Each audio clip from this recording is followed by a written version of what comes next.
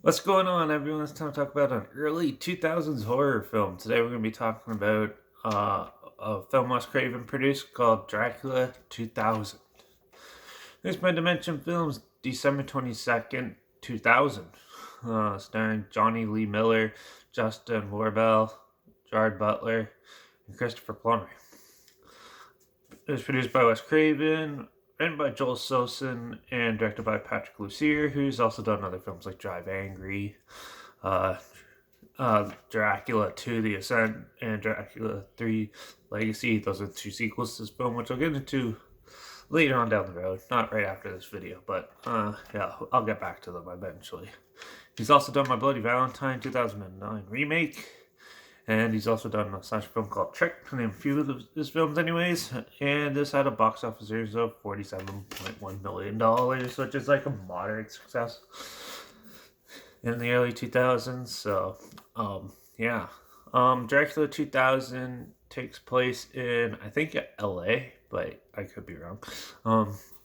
And, yeah, so basically a group of researchers and thieves, team up and they do this like cave system to get to this weird uh, unknown uh, sort of like coven area, and yeah, and then they find a coffin, they bring it back up and take it back to their lab, which they in the process they awaken Dracula and bring him to the modern 2000 age. And yeah, so they summon Dracula, played by Gerard Butler. He's a younger looking incarnation of Dracula, and he starts causing a muck and beating on people in the city. And it's up to this group of people to hunt down and take care of business in the city, and prevent Dracula from causing too much havoc.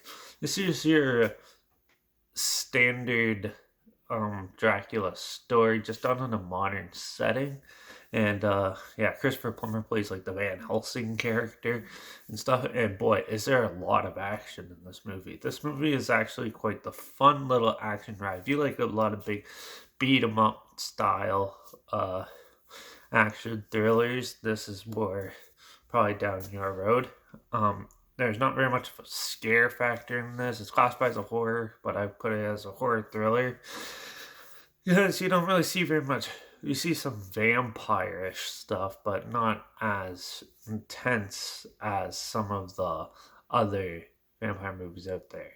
And this one is more action feel filled ride, and it's quite the um, spectacle, to say the least. It's a cool idea to put Dracula in the modern age, but yeah, and I like how it wasn't like romantic, very romantic or anything. That's just a little subplot in this one, and yeah, but this one does have some weird like henchmen and stuff like that.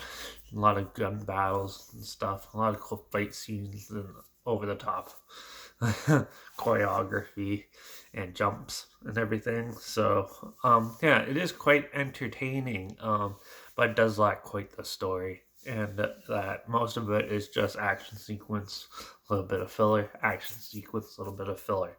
Where I like a good story to follow, not just have constant action all the time. But and I would like to see a little bit more vampire stuff. That's always seemed to be like a little niche into this, and it was more trying to make Dracula more an otherworldly character, which he is. But yeah, but then they kind of made him seem like he's a little too powerful and out of their grasp to get, where I think it was going to have been a little more subdued, and probably built a little more tension and scares into it, and it would have been a little more fun.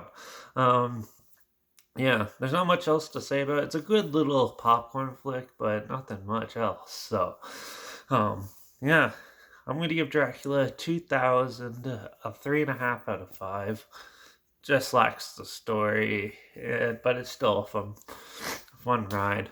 A lot filled with a lot of actually a lot of good young talent, and of course, Christopher Plummer's in it, who's like one of the best actors out there. And Van Helsing. So definitely, I know a lot of people like crap on this movie and stuff like that and tear at it, but I think it was still an amusing, fun time. So, yeah. So that's it for this. So there's a trailer link down below if it sounds like something you're interested in. If you want to relive it, it's linked down below. Make sure you check out my Instagram where I always post clips of films I'm going to review in the future on my story. Then you just provide the film title and a hashtag and some shot on a film and a hashtag so you're aware of it. So follow me on Instagram to stay in the loop. Or you can also check me out at Letterbox at Derek P Reviews. That's where I post the first started rating right after watching the video. So yeah, those are the two spots you can follow to see what's coming up. And yeah, make sure you like this video, share it so more people are aware of it. Comment your opinions of the film down below. Let me know what your thoughts are. And let me know what your favorite one of the trilogy is. If you see the whole trilogy, do you think it gets better or worse? I'd love to hear your opinions on that. So yeah, let me know down below. And if you have any films or franchises or anything like that in film, any subgenre of film or anything that you want to hear my opinions on, comment those down below. I'll try my best to get to them as soon as I can, and if I can find them. Yep, and make sure you subscribe because you never know what I'm going to talk about next. I'm probably going to talk about another vampire film soon, so yeah, but we'll see how that goes. And yeah, but that's it for this one. So make sure you subscribe and make sure you look out for that creepy vampire always lurking in the shadows. And I guess I'll see you all in the next review. So until then, cheers.